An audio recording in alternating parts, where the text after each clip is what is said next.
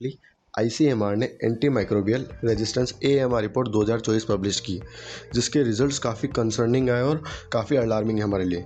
उससे पहले कुछ जान लेते, कुछ बेसिक जान लेते। अगर ह्यूमंस को जो डिजीज़ होती है उसके पैटर्न को देखा जाए तो डिजीज़ होने के पीछे कुछ स्पेसिफिक कारण होते हैं। जैसे कुछ वायरस की वजह से होती है तो वायरल डिजीज़, बैक्टीरिया की वजह से होती है तो बैक्टीरियल डिजीज़। इस टाइप से काफ़ी डिजीज़ होते हैं, उनके पीछे कुछ अलग अलग रीजन होते हैं। वायरल डिजीज़ और बैक्टीरियल डिजीज़ को, कोई भी डिजीज़ उसको क्योर करने के लिए अलग अलग मेडिसिन दी जाती है। तो मेनली जब बैक्टीरियल डिजीज़ होता है या जीवाणु से जो डिजीज़ होती है उसके लिए हम एंटीबायोटिक्स देते हैं डॉक्टर के द्वारा, और वो उन डिजीज़ को क्योर करने में हेल्प करती है।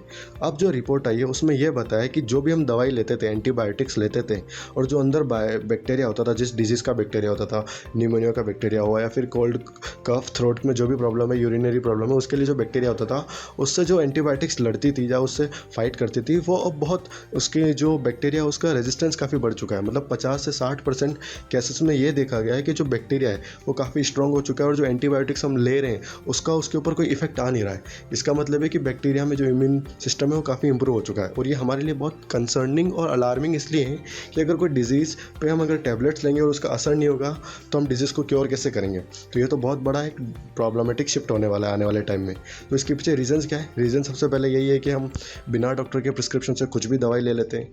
थोड़ा अवेयरनेस और थोड़े नॉलेज के चलते हम मेडिकल पे जाते हैं और डायरेक्ट मेडिसिन ले लेते हैं खुद से और खुद का ही क्योर करने लग जाते हैं। कुछ टाइम के लिए तो दवाइयों से हम सही तो हो जाते हैं, पर इस टाइप की प्रॉब्लम्स आगे बढ़ने वाली है। साथ साथ अनरजिस्टर्ड डॉक्टर जो हाई डोज दिए जाते हैं, साथ साथ बिना छोटी मोटी ट्रीटमेंट के लिए भी हम एंटीबायोटिक लिए जा रहे हैं।